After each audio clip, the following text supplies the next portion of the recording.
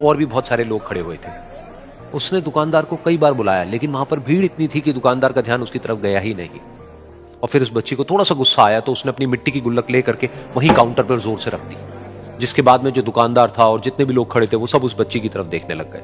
और फिर उस दुकानदार ने उस बच्ची से पूछा, बेटे आपको क्या चाहिए? तो वो बड़े ही भोलेपन से बोली कि मुझे एक चमत्कार चाहिए। ये सुनकर के दुकानदार को कुछ समझ नहीं आया, ना ही वहां पर जो लोग थे उनको कुछ समझ में आया, और सब उसकी तरफ देखने लग गए।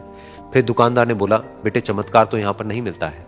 तो बच्ची को लगा कि वो उससे झूठ बोल रहा है, तो बच्ची ने कहा कि मेरी गुल्लक में बहुत पैसे हैं, आप बताओ आपको कितने पैसे चाहिए, लेकिन मैं आज यहां से चमत्कार लेकर के ही जाऊंगी। तो वहीं काउंटर पे एक और आदमी खड़ा था, उसने उस बच्ची से पूछा कि बेटे क्यों चाहिए तुमको चमत्कार? तब उस बच्ची ने अपनी कहानी बताई कि अभी कुछ दिन पहले मेरे भाई के सर में बहुत तेज दर्द हुआ, तो मेरे पापा मम्मी उसको हॉस्पिटल ले गए।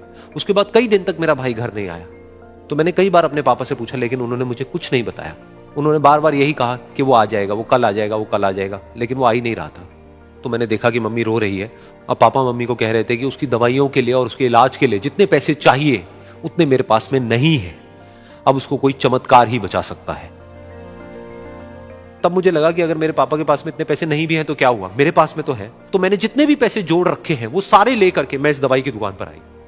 फिर उस आदमी ने उस बच्ची से पूछा, कितने पैसे हैं तुम्हारे पास में?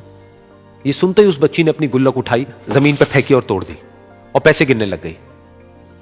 बाकी सब लोग खड़े होकर के उसको देख रहे थे। थोड़ी देर बाद उसने सारे पैसे अपने हाथ में इकट्ठे किए और बोली, मेरे पास में पूरे 19 रुपए हैं। वो जो आदमी वहां पर खड़ा था वो थोड़ा सा मुस्कुराया और बोला कि अरे तुम्हारे पास में तो पूरे पैसे हैं, इतने का ही तो आता है चमत्कार।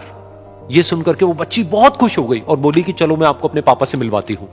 बाद में पता लगा कि वो आदमी कोई आम आदमी नहीं था, बल्कि एक बहुत बड़ा न्यूरोसर्जन था, और उसने सिर्फ 19 रुपए में उसके भाई की सर्जरी करी, और कुछ ही दिन बाद वो ठीक होकर के घर वापस आ गया। फिर कुछ दिन बाद वो बच्ची, उसका भाई, उसके पापा, उसकी मम्मी चारों एक साथ बैठे हुए थे और बात कर रहे थे। तो उसकी मम्मी ने उसके पापा से पूछा कि अब तो बता दो ये चमत्कार आपने किया कैसे? तो उन्होंने अपनी बेटी की तरफ देखा और बोले, ये चमत्कार मैंने नहीं, इसने किया है।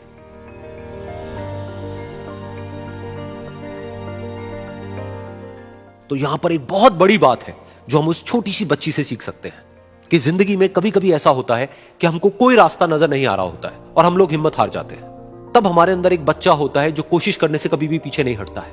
वो हार मानने को तैयार नहीं होता है क्योंकि उसको ना शब्द समझ नहीं आता है।